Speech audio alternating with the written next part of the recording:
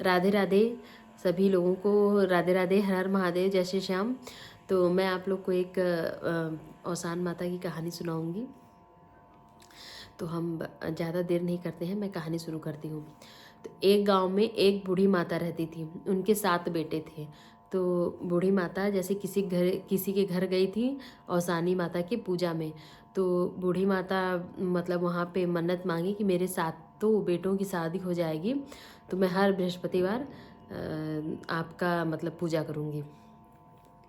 तो बूढ़ी माता के 7 बेटों की शादी हो जाती है। तो फिर उसके बाद बूढ़ी माता कहती है अब तो मेरे 7 बेटों की शादी हो गई, अब तो मुझे औसानी माता का पूजा करना चाहिए। तो वो बृहस्पतिवार को शुरू करती हैं। तो औसानी माता की पूजा में 1.5 किलो लाई, आधा किलो गुड़ और आधा किलो चना लगता है। तो अब इसमें था कि गांव में से बुलाती थी, अपने पड़ोस में लोगों को बुलाती थी। तो ऐसे क्या था कि उनका सारा दाना बाहर चला जाता था। घर के एक ही लोग रहते थे या 2 लोग रहते थे।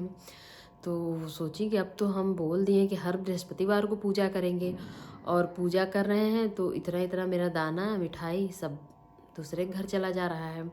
तो क्यों ना हम ऐसा करें कि मेरी 7 बहुएं हैं, उन्हीं लोगों को लेके हमें पूजा कर लें।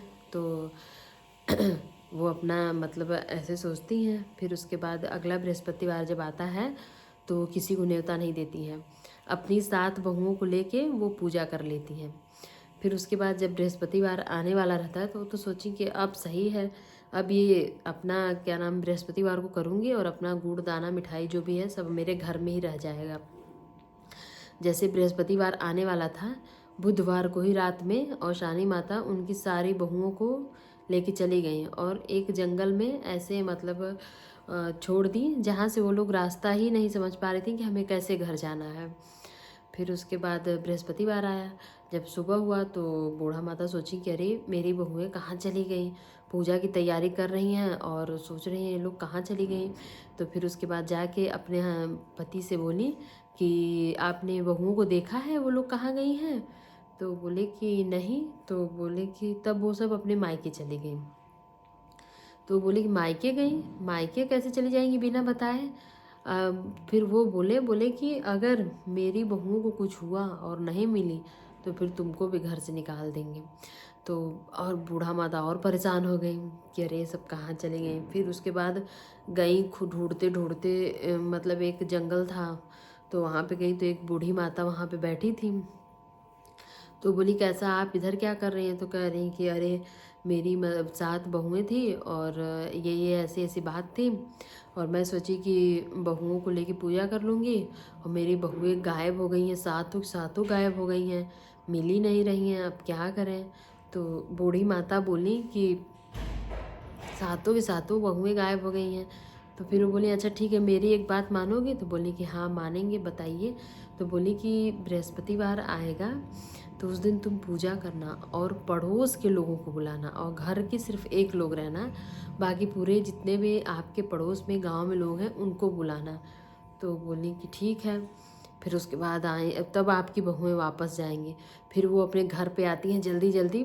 फिर उसके बाद अपने जितने भी पड़ोस में हैं सबको न्योता देती है। तो सब लोग बोले अरे इनको क्या हो गया, अभी तक तो हम लोग को नहीं बुला रही थी, अभी तक तो बस अपने घर में ही पूजा कर लेती थी, अब क्या हो गया जो सबको बुला रही हैं। फिर उसके बाद वो सब बोली चलो कोई बात नहीं, औसानी माता या चटपटी माता या तुरंता माता और संकटा माता इन लोगों की पूजा पाठ में कोई मना नहीं करता है किसी को। तो बोलेंगी चलो ठीक है कोई बात नहीं हम चलेंगे। तो फिर उसके बाद जब वो लोग आई, पूजा अभी शुरू हो रहा था, सभी लोग बैठ गई अपना रंग उंग लगा के सब कुछ। फिर पूजा शुरू हो रहा था तो एक एक उनकी बहुएं आ रही हैं घर के अंदर। तो गांव के लोग पूछे कि ये बहुएं कहाँ गई थी। बोले ये लोग मायके गई थी अपने। तो बोले अच्छा। फिर उसके बाद वो लोग दुरदुरिया मतलब दुरदुरिया पूजा बोलते हैं। तो वो लोग औसान माता की पूजा की। फिर उसके बाद औसान माता बोली कि मतलब ये पूजा अपने ही घर के लोग बैठ के नहीं करते हैं, अपने ही घर के लोग नहीं, आसपास के अगल बगल गांव के लोगों को बुलाना चाहिए। क्योंकि ये जीवन मिला है इंसान का तो इसमें हमें सबकी ज़रूरत पड़ती है, अगल बगल के लोगों की, गांव पड़ोस सबकी ज़रूरत पड़ती है। तो ये अकेले नहीं करना, और ये प्रसाद जितना हो सके बंटवाना चाहिए और सबको मिलजुल के ये पूजा करना चाहिए। ये नहीं कि अपने घर के ही हो गए पूजा कर लिए। तो वो बोली कि ठीक है। फिर माता जी का सब लोग पैर और छुए, सब समझ गई कि माता जी हम लोग को आईना दिखाई हैं। तो इसीलिए देखिए कहानी के माध्यम से भी बताया गया है कि एक दूसरे की ज़रूरत सबको पड़ती है।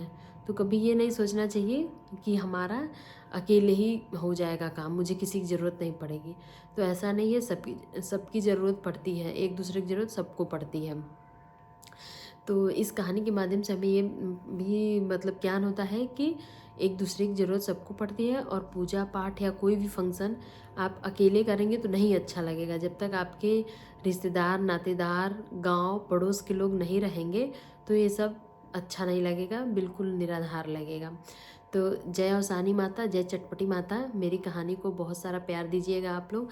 आपकी बहन आप लोग के साथ कुछ छोटी छोटी चीज़ें ला रही हैं, तो आप लोग सपोर्ट करिए, आगे बढ़ाइए।